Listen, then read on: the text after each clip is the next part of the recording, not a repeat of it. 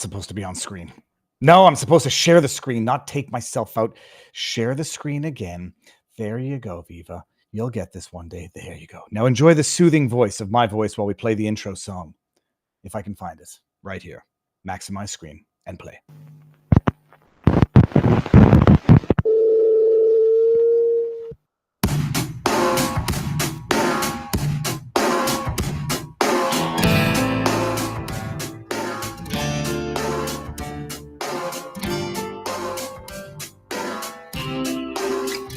You want me scared, you want me weak, you want me brain dead and asleep. You want us trapped while you all laugh behind the scenes. You want us sick, you think we're dumb. You want us blind and you want us drunk. You want us poor while you get more of everything. But you don't get to tell me what to think and what to do. No, you don't get to tell me what is true. You're just liars, cheats, and crooks. Change the rules and you burn the books. And so I don't believe a single word you say. You're all liars, fakes, and cons. Want you out and we want you gone. So don't believe this time you'll get away. You want us tricked, you want us numb. You want us scared and you want us stung. You want us shot and you want us fought in every way. You want our minds, you want our time. You want us framed up in your crime. I hope you know that it's time to go and we're taking names. Cause you don't get to tell us what to think and what to do. No, you don't get to tell us what is true. You're just liars, cheats, and crooks. Change the rules and you burn the books. And so we don't believe a single word you say. You're all liars, fakes, and cons. Want you out and we want you gone. So don't believe this time you'll get away. Cause we see la la la la la la la la all your lies. La la la la la all your lies. You don't get to tell us what to think. Good afternoon, everyone. Liars, cheats, and crooks. 5 times August. We're going to cut it early because I started late this morning. One more theme. We're going to pretty much go the whole way. Why?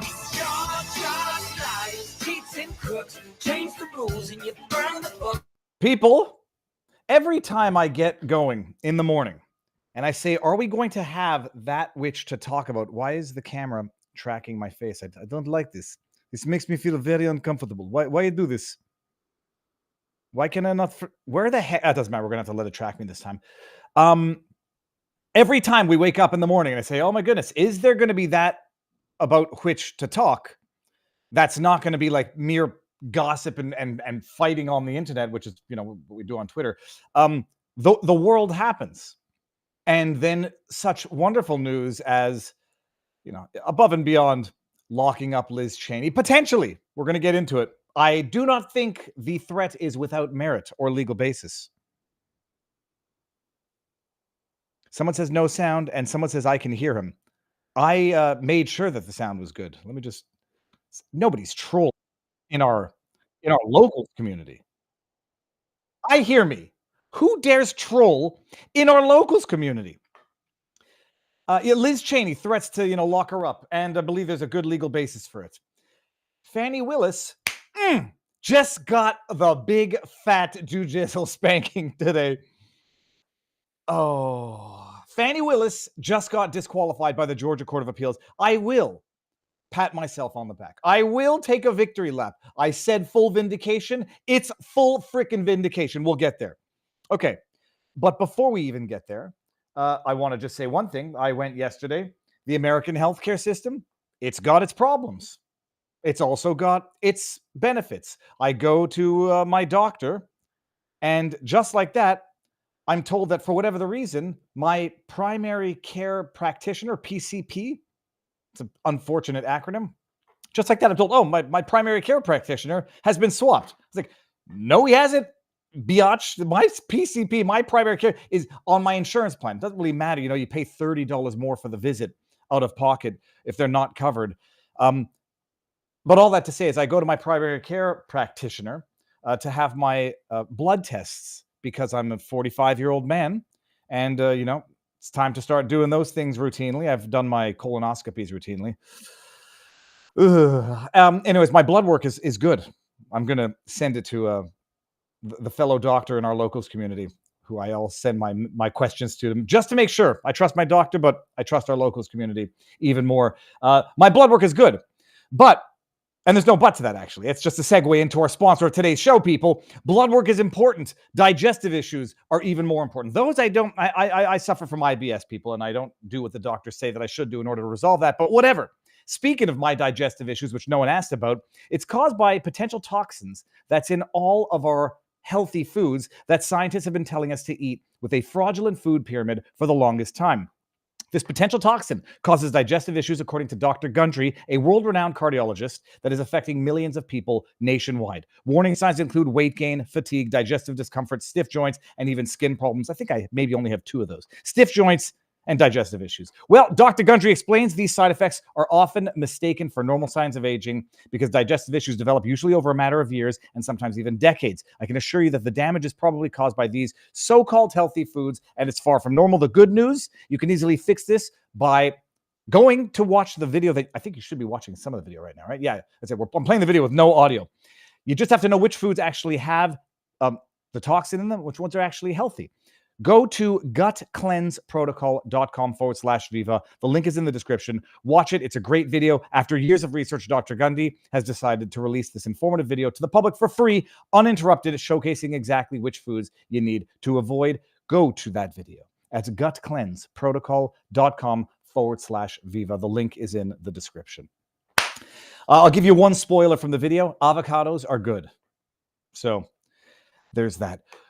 People. What were the 3 subject matters that we were going to discuss today? Oh, by the way, the food pyramid, bullshit. I remember being young and dumb. I might still be dumb, but I'm older and less dumb. And I remember thinking, if you eat foods with fat in them, you get fat. And if you don't eat foods with fat in them, you don't get fat. And so I would go to we'd go to the restaurants and I'd say, oh, no dessert for me. I'm just going to load up on bread right before the meal. Oh, all right. Well, if I'm not eating fat, I'll have bread without butter and it'll be good for me. Idiots. Ich bin ein Idioten. So I know better now. We have got, why can't I remember the 3rd subject matter that we were going to talk about? Oh, the spending bill. That's right. But the breaking news of the day, people. Oh, first of all, share the link around. Let it be known that we are live. We're going to deal with the breaking news of the day first so that I can pat myself on the back with my short little arms, but my short little back is just as close. You make predictions, and I will highlight some of my own predictions of the last year that did not come to fruition. You make predictions, and depending on what stage of the story you're at, the prediction might not come true. I did predict that Fani Willis was going to get booted from that case, along with Nathan Wade, by Judge McAfee, who didn't have the judicial cojones to do it. We don't need to go too far into the Fani Willis rehash the saga. It made memes that were meme gold. I'm not going to play the meme gold because when I play it, it gets copy claimed on CommieTube. But the beautiful, beautiful video of Nathan Wade. Have you ever gone to a cabin with Fani Willis? A cabin. And he pauses for, I believe it was a full 24 seconds. And the meme is a bubble comes up and he's like picturing AI images of Fani Willis and like, revealing lingerie, and then the song is playing Marvin Gaye's "Let's Get It On." Now, I'm going to get copy claimed for that. The memes that came out of that trial: Nathan Wade, her lover extraordinaire, getting pinged from his cell thing, going to shtup Fani Willis from midnight to 4 a.m. Terrence Bradley, a man who was clearly not coerced into testimony or the absence of testimony. And we all watched that saga together. It was amazing. It was revelatory. It highlighted, what do they call her? Cash Money Fanny? There's a guy on the internet, Spez or Fez, who was doing great coverage as well, called her Cash Money Fanny. Fani Willis just keeps, her dad always told her, keep tens of thousands of dollars cash in your house and pay for things like vacations in cash and whatever. We don't need to go through all of the outrageous bullshit of that trial. Judge McAfee, because he was running for re-election at the time, lacked the judicial testicular fortitude that was required to disqualify Fani Willis from that case along with Nathan Wade. But it's an amazing thing. Like you go back, and life can only be understood forwards, but life can only be understood backwards, but must be lived forwards. I predicted that she was going to get disqualified, and I was wrong because the judge didn't have the cojones to do it. You go back and you look at the reasoning. Now, some people will say some predictions don't come to fruition, and you can't just celebrate the ones where you got them right. True.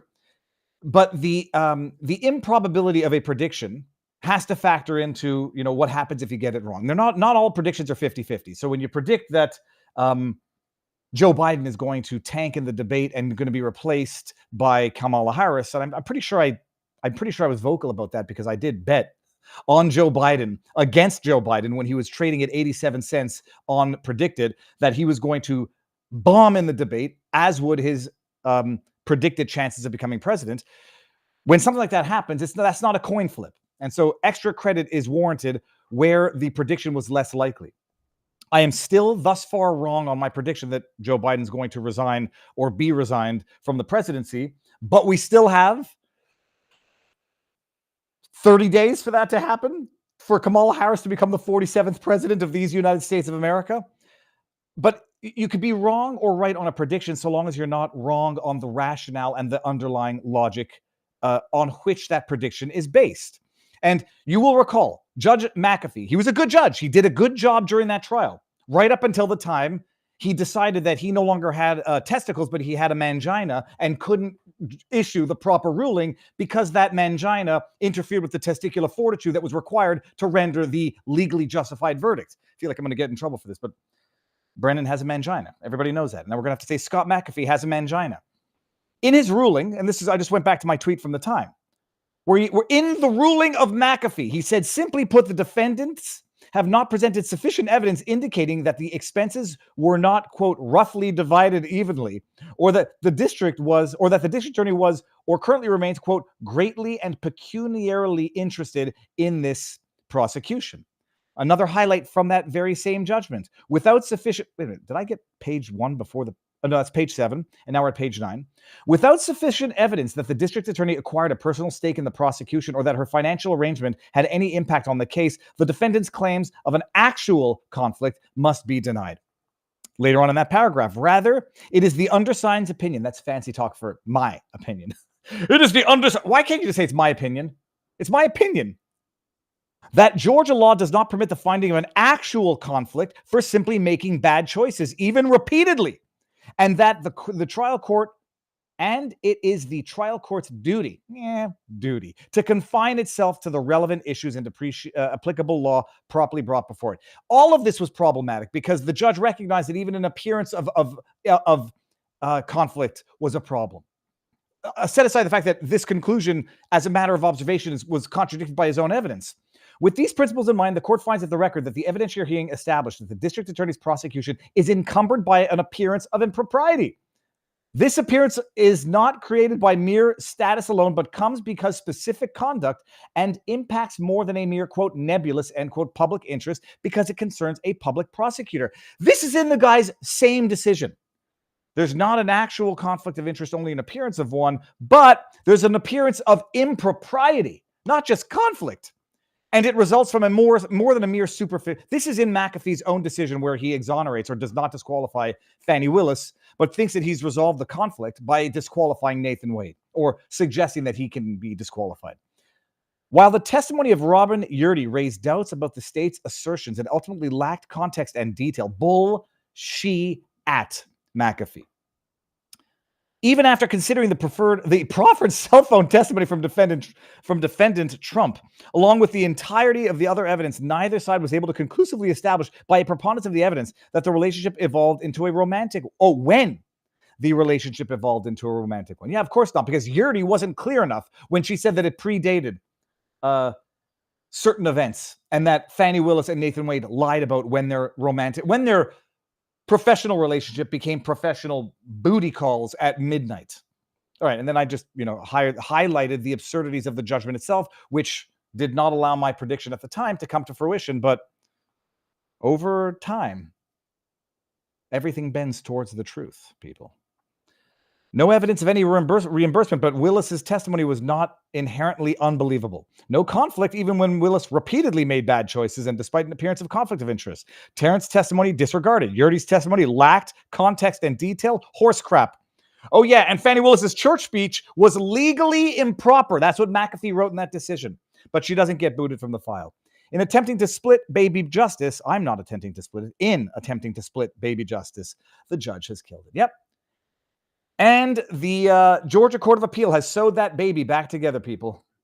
And they have ruled that she's disqualified. The judgment is not particularly interesting. You can read through it. It's actually 18 pages of the majority. There's one dissenting opinion, which I haven't really read thoroughly, and I don't really care to. Not because it doesn't confirm what I already believe and predict, just because I'm not interested in seeing idiotic stupidity carried out at the higher level.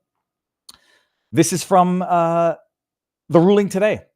After carefully considering the trial court's finding in its order, we conclude that it erred by failing to disqualify District Attorney Willis and her office.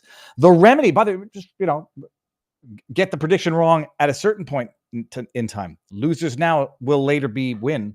The losers now shall later win because the times they are changing, people, and we actually are living maybe through a time now of some form of judicial justice, political justice, actual justice. The remedy crafted by the trial court to prevent an ongoing appearance of impropriety did nothing to address the appearance of impropriety that existed at times when District Attorney Willis was exercising her broad pretrial discretion about who to prosecute and what charges to bring. While we recognize that an appearance of impropriety generally is not enough to support disqualification, this is the rare case in which disqualification is mandated and no other remedy will suffice to restore public confidence in the integrity of these proceedings. I should have highlighted that part.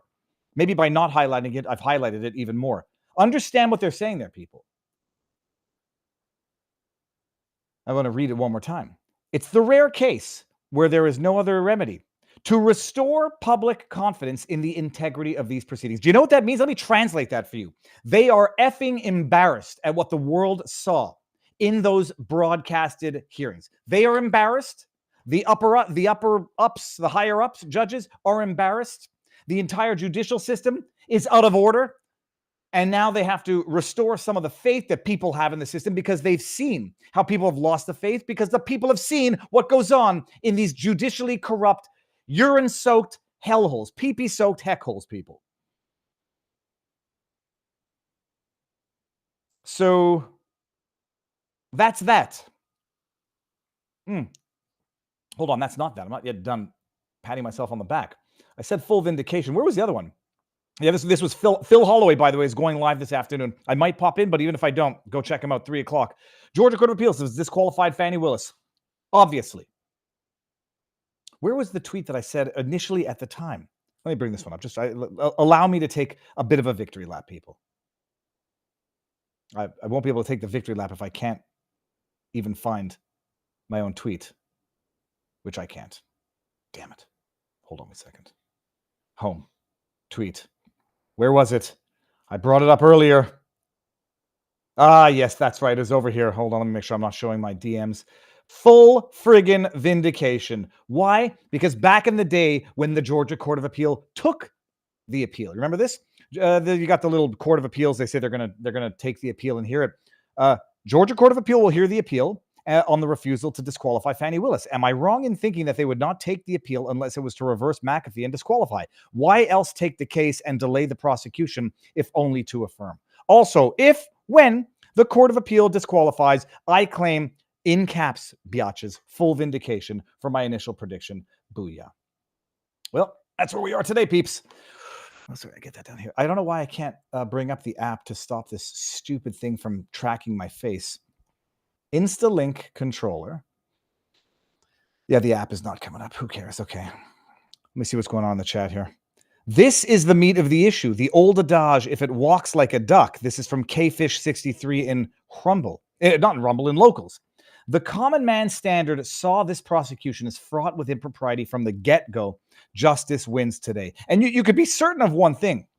Had Trump lost the election, they might not have felt the political pressure to come down with the obviously right decision. It's like it's an amazing thing. It's only with full transparency, full eyes on the corruption, then the unlikeliest of political victories, that they then decide they have to do the right thing. If it weren't broadcast, if it were not live streamed, outcome different. If Trump loses the election, outcome is different.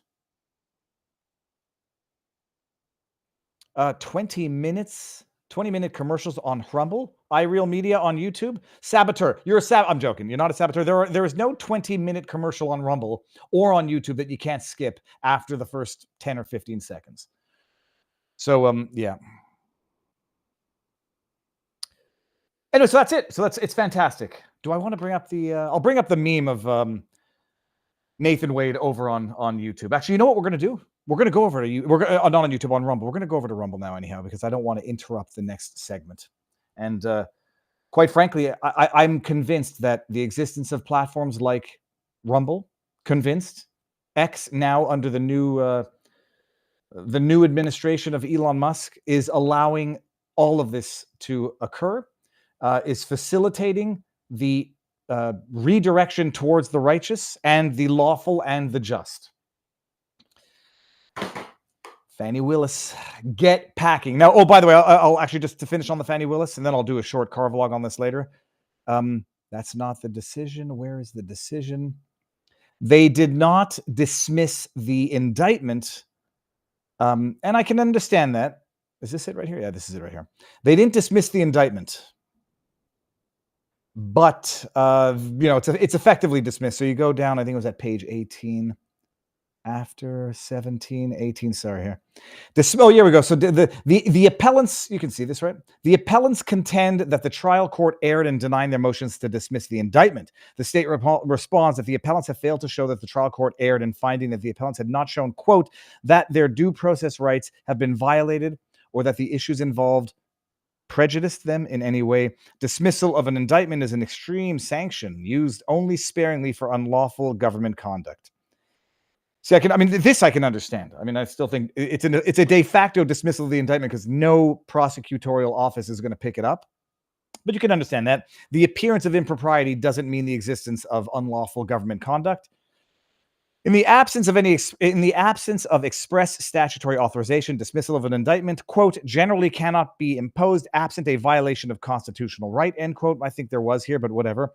While this is the rare case in which DA Willis and her office must be disqualified due to a significant appearance of impropriety. I love how they're adding words now. It's not just an appearance, a significant appearance. We cannot conclude that the record also supports the imposition of the extreme sanction of dismissal of the indictment under the appropriate standard. We therefore affirm the trial court's denial of the appellant's motion to dismiss. And here, I mean, look, I believe that there's a little bit of politicking here. Even though I believe that they have judicially spanked Scott McAfee. Is his name Scott McAfee? No, it's Judge McAfee. I forget what his first name is. I believe that they've judicially spanked Judge McAfee. But they don't, they even when they do it, they want to give him like a little slap on the wrist, not a full pants down, public humiliation, smack on the butt. And so they save him a little bit of face. And so they say, yeah, okay, it's not, it's bad. You should have disqualified Willis, but you were right not to disqualify the indictment. There you go. A little spank and a little bit of a rub to make the pain go away. So, and that's not the big deal. Anyhow, it's a de facto dismissal because no one is picking up that prosecution, especially given that Trump just won the election and is now going to be the president. Well, he's basically the president now anyhow. No one's picking that back up. Can Fani Willis be charged with anything? This is from TZ76 Patriot, which I think that looks like 1776 Patriot. No, not yet. It's premature yet. She'd need to be found to have violated her code of ethics, which I think the ethics complaint is still pending. Ethics complaint. Fani. I'm saying Fani Willis because it's funnier than what they want us to believe her name is. Fani. Fulton Board says it doesn't have jurisdiction over the Fani Willis ethics complaint. That's from March, so I don't know if there's been anything new in that. And then there was the issue, Fani Willis contempt documents where she was refusing to turn over documents. Fani Willis rebuffs GOP lawmakers' request. Dude, shit's going to hit the fan for Fani, pun intended. This is it. I mean, she just got reelected, which is hilarious in all of this. Fani Willis rebuffs GOP lawmakers' request for documents, says Trump election case is ongoing. Not anymore, baby. Well, it still is technically ongoing, just not with you, Fani. Oh, I feel so bad for Fani. You feel bad for people who don't even feel bad for themselves.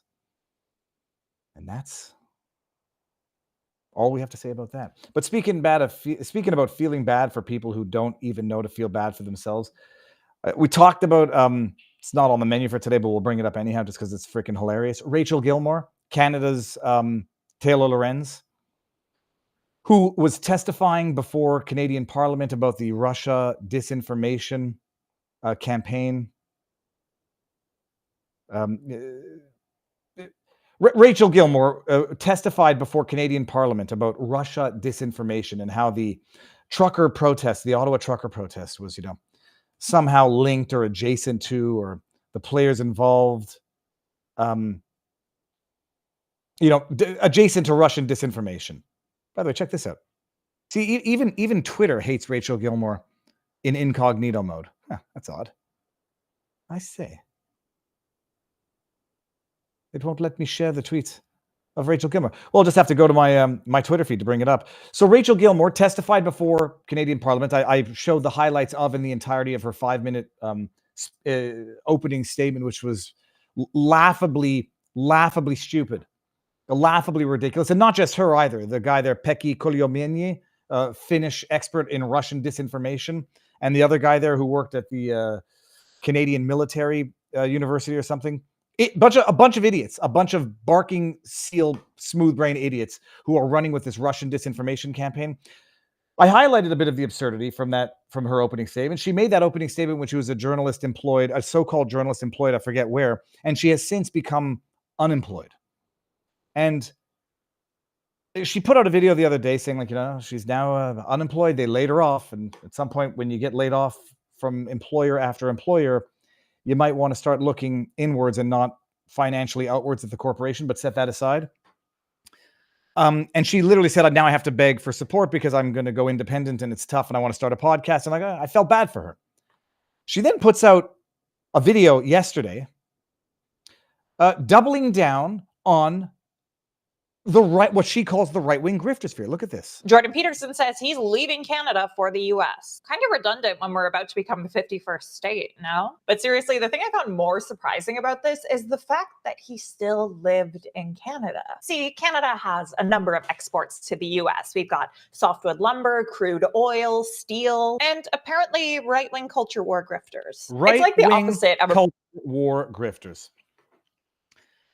Right-wing.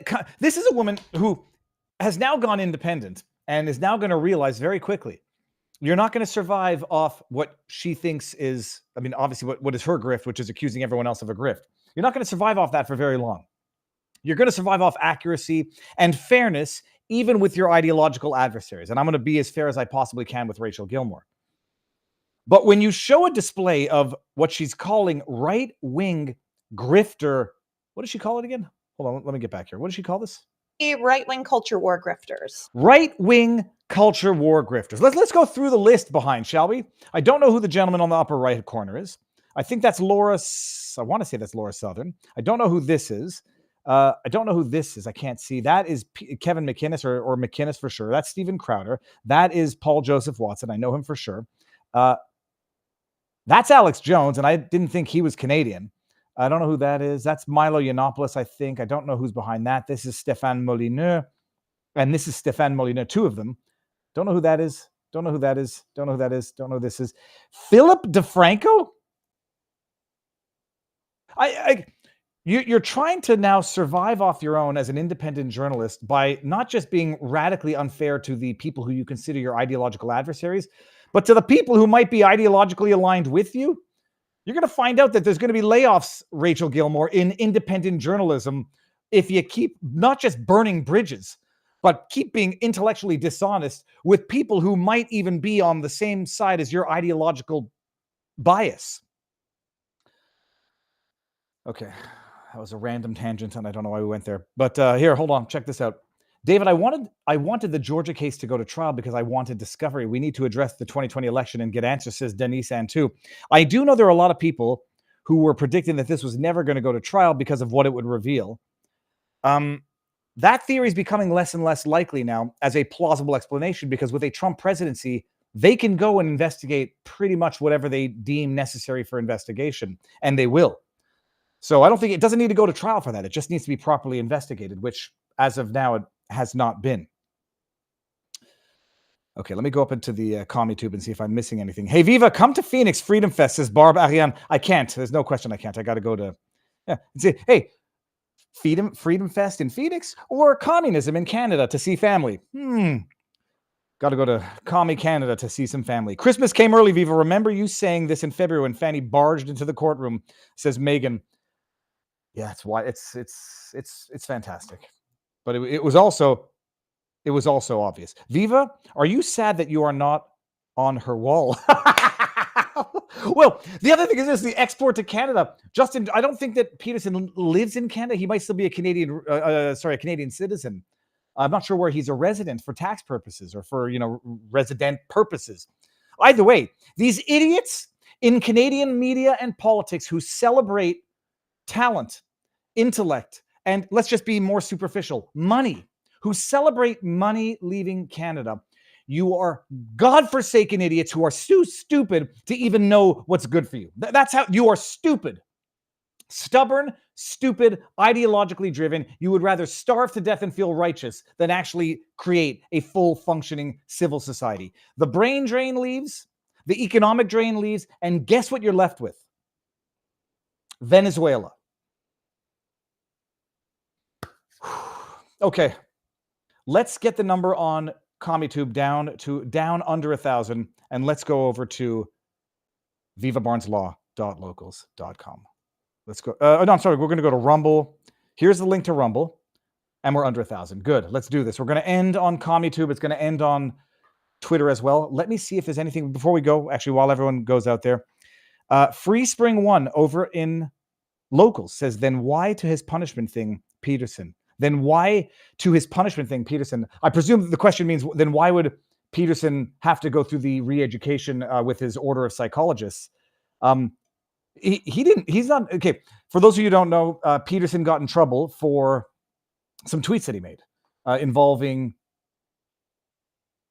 Ellen Page, the doctors who apparently cut off her boobies, and calling fat people unattractive, or saying that it's not attractive, it shouldn't be celebrated, that fat people, there's no reason logically why a severely overweight person would be on the cover of the swimsuit magazine there. I forget what that's called.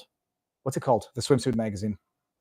Whatever, you know what I'm saying. He put out some tweets. There was one tweet where someone said something about climate change, humans being the cause of climate change, and he said you're free to leave. And the person took that as encouragement to self-harm. And so a number of people, none of them had ever been actual clients of Peterson, filed complaints. He makes mean tweets. He needs literal social re-education. I mean, literally. They said Peterson needs to go and go through a training with the Order of Psychologists for online etiquette. I'm not joking. Actually, let me just see this here. I want to get the online etiquette.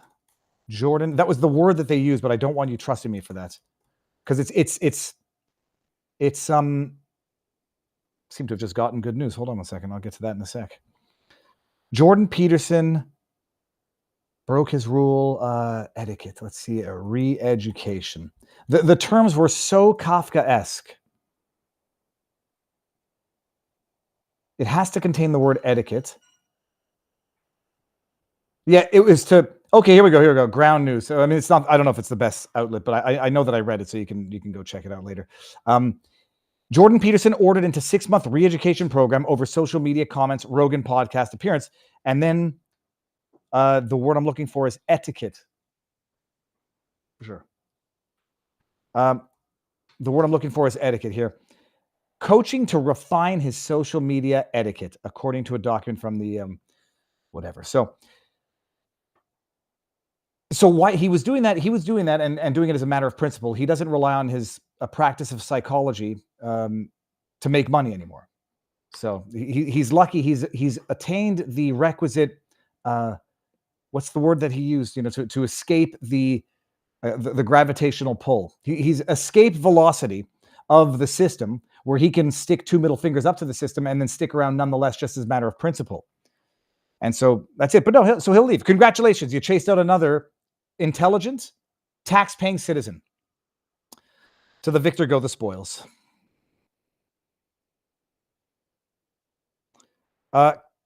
Choosy heretics. I'm just asking. You'd think the guy who's missing one testicle would want to put the other one to good use. What the hell are we talking about? Just so I'm not. This is not about me. I've got both my testicles, despite my testicular torsion and the surgery that went along with that. But yeah, it's called fuck you money, says Martza over in our locals community. But what we've learned is that there is no such thing as fuck you money when they can literally get a ruling for $500 million or just lock you up. All the fuck you money in the world is great. Not so great if you're in jail. And Scott McAfee, the other McAfee, who had the FU money, that was good for nothing. Elon Musk has got the FU money, but when you get like regulatory sanctions, wild court rulings, weaponized prosecution, even there is no amount of FU money on earth, but he certainly has escape velocity means of subsistence. And so he doesn't need to stick around that commie hellhole where people try to actually, strip him of his license and worse for saying tweets that he doesn't like. And this is also, by the way, how they ideologically curate professional practices. At some point in time, it's going to be great. You're going to have chased out all of the Jordan Petersons or Jordan Peterson adjacent from the practice of psychology. It's going to be great. At some point, you'll have chased out all of the Viva Freis from the practice of law. That's not exactly why I left. I was done for anyhow. But it's great. So you'll get an ideological adherence to the remaining members of professional orders. Where does that get you? Stalinism, Lysenkoism, and Venezuelaism. Okay, that's all I have to say about that. Get your butts on over to Free Speech Rumble and VivaBarnesLaw.locals.